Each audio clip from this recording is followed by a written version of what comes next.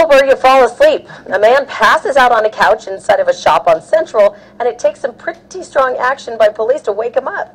Action 7 News reporter Liz McKernan joins us with the crazy video you're going to see only on 7. They caught the video of this guy? They did, Marissa, and what a wild ride all of this turned into. People working inside the store, of course, were too afraid to wake this so-called sleeping beauty who wasn't welcome to get some shut-eye. So cops came in to do the job themselves. It starts off with what looks like an innocent open-mouth nap. Wake up, Mr. Begay. But 35-year-old Sam Begay isn't at home catching some Z's. In fact, he's fast asleep, snoring on a couch inside a clothing shop on Central. So the cop wakes him up and takes the unwanted sleeper outside. How much have you had to drink today? 4 beers since you wrecked my party. Begay tells police he's been drinking and just got out of jail. Then, based on his next move, it looks like he doesn't want to go back. Stop. No. Stop. I did not do it. It's about to happen, Mr. Begay. The cop tells Begay to stop walking away 11 times and says another 4 times that he'll shoot a taser to get Begay to cooperate. But the suspect doesn't stop. And it doesn't end with a simple tase. Instead, look, Begay takes off, starting a foot chase that lasts almost a minute. Cops dodging between cars through a parking lot, reloading the taser that takes Begay to the ground, now forced to wake up and listen to the law. Taser that takes Begay to the ground, now forced to wake up and listen to the law. And listen, he had to, obviously. Well, Begay was booked on the charge of battery on a peace officer, and according to court documents, his last stint in jail, he pled guilty to driving under the influence. Back to you. Tased and confused. Tonight, Salt Lake police are being accused of tasing a mentally challenged man, not once, but twice. It's not, if that wasn't enough, the Salt Lake County Jail may have just booted the man out onto the street. ABC4's Brian Carlson joins us live from the Salt Lake Police Department with this ABC4 News exclusive. Brian. Yeah, Brett, the family of this mentally challenged man say he was not only wrongfully tased, but they say both Salt Lake Police and the Salt Lake County Jail abused, frightened, and humiliated him. I spoke exclusively with the man and his family, and they say no one should be treated the way he was.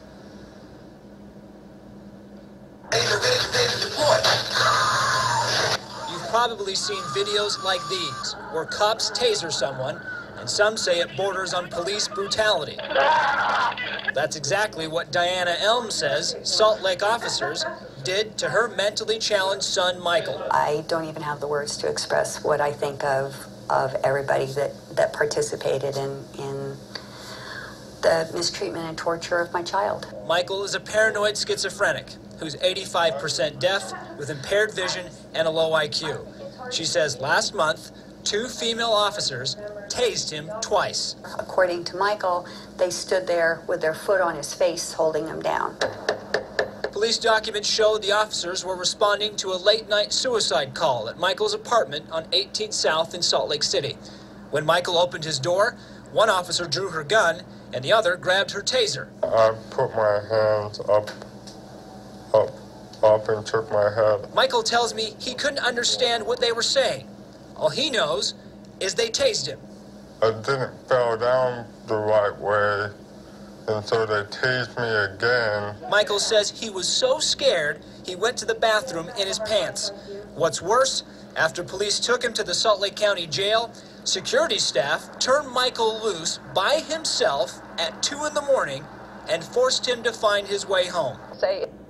Tonight, the TSA is standing by this video. It's a girl crying as security screeners check her for explosives. The 12-year-old is in a wheelchair, and her mother, who screeners kept at a distance, did the only thing she could. She recorded it. And tonight, our Jason Whiteley talked to the family and the TSA. Jason? Right now, the girl's mom and dad say they are astonished at what happened, telling us tonight the screeners did not use common sense when their 12-year-old daughter in a wheelchair passed through a security checkpoint in Terminal A at DFW Airport. It's okay. You didn't do nothing wrong. We're going to get you on your way, okay? The whole situation overwhelmed Shelby Walser. I was just scared because I didn't know what they were going to do. The 12-year-old girl suffers from brittle bone disease and was flying to Florida for treatment. But the TSA detained her at DFW Airport on Sunday. What they did is, like, they went across and then they went down each finger. Screeners said her palms tested positive for explosives. It could have came off fertilizer because we have chickens and I could have run through something from them, or it could have just came off the ground because... Shelby's mom said she could not comfort her crying daughter. She was ordered to keep back for the hour it took the TSA to call in bomb experts. I am by no means undermining our safety in the air. After 9/11, by no means am I doing that. But when it comes to children, common sense isn't in a textbook. The TSA told us we are sensitive to the concerns of passengers who were not satisfied with their screening experience, and we invite those individuals to provide feedback to TSA through a variety of channels. We work to balance those concerns with the very real threat that our adversaries will attempt to use explosives to carry out attacks on planes. Hello everyone, welcome back to GGN. This is part 3, the final part for today's news report, Friday, December 14th, 2012, and I'm Darko. Okay, so you just saw those videos there. I'm not sure if this video is going to get blocked or something like that. If it does, then I'll just have to re-edit it and show the articles, but I haven't done those types of videos in a while, so we'll see. Man dead after being tasered by Chicago police. A man has died after he was tasered twice in Chicago police custody, authorities confirmed. So it says here, officers said a 38-year-old Philip Coleman was arrested Wednesday night and for allegedly beating his 69-year-old grandmother. Said Coleman became combative with officers during his arrest, police said, at one point spitting blood into the face of an officer and sergeant.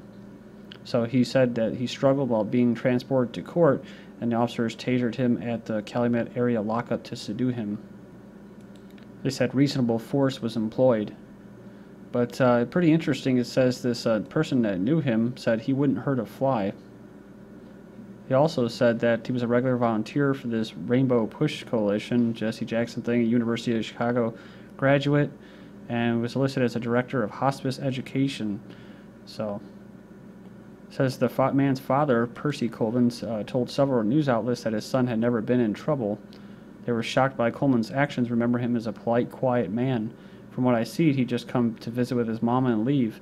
It was a real out of character for him.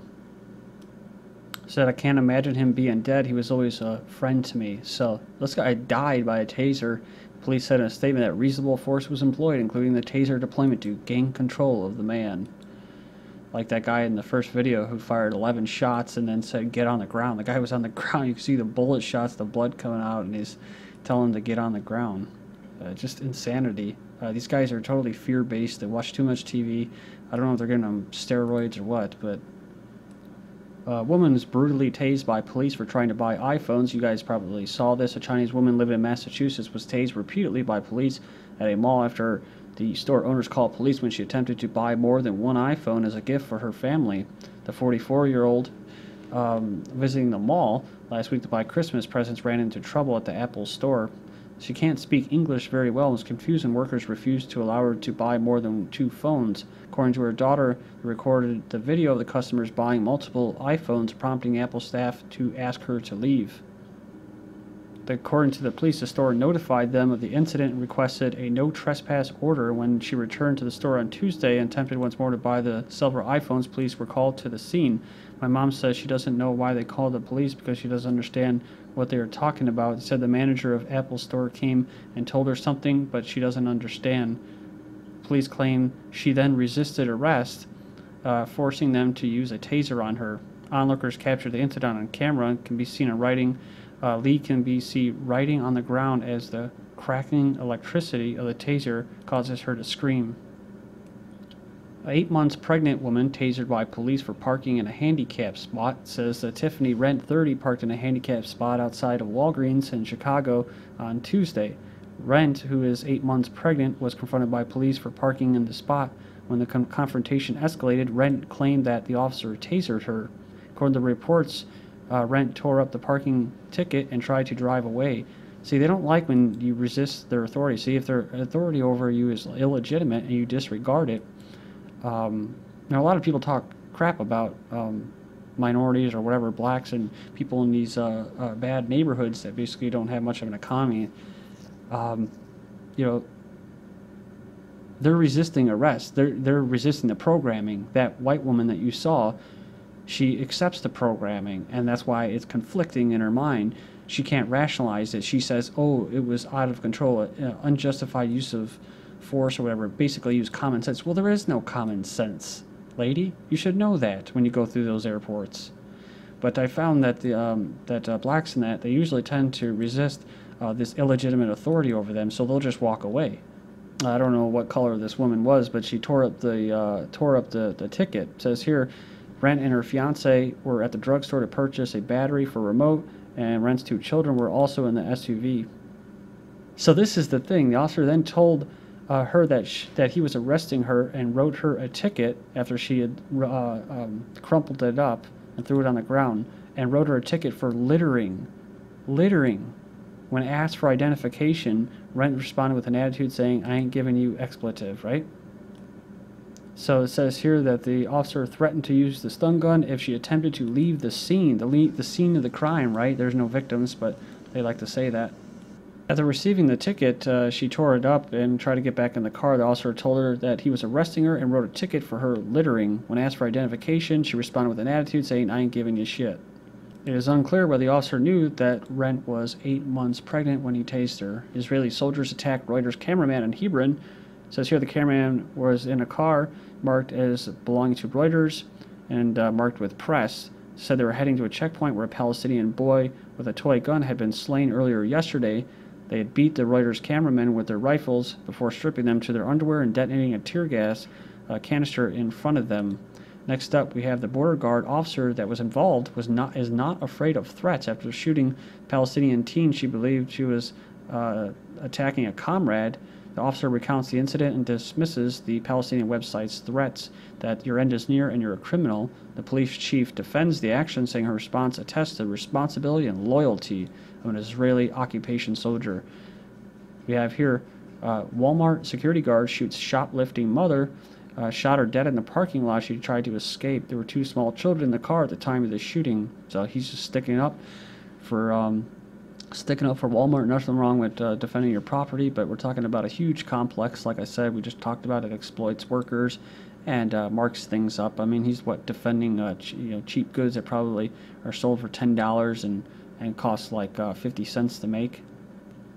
But I guess he suspected her of shoplifting. He had 4 Texas police officers or revenue collectors charged with escorting loads of narcotics for pay in Texas, charged with protecting drug smugglers' shipments of narcotics through the area. The city issued a speed camera ticket to a motionless car. The owner calls it shockingly obvious that his car was not moving. So, said it was going 38 miles per hour in a 25 zone, but the Mazda wasn't speeding, it wasn't even moving.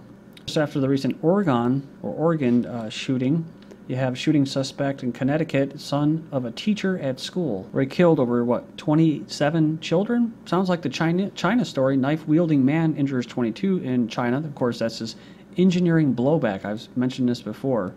The gun control ain't going to do anything over there. They just get real nasty using knives, cutting up children. There's some serious psychological effects from the one-child policy and eugenics that's going on. But there's, like I said, it's going on over here too in America. What are you going to do, ban all knives? You're going to ban all guns? The shooting at the Connecticut school shows once again there's no end in sight to our lethal way of life. There are 88.8 guns per 100 people in this country. It says here a petition calls on White House to address gun control. Here Bloomberg slams Obama on guns, saying we need immediate action. Emotional, Obama vows action to prevent shootings regardless of the politics. Didn't work alone though. A second gunman is at large. It takes a militarized police to do it. Too bad they'll never be able to prevent it.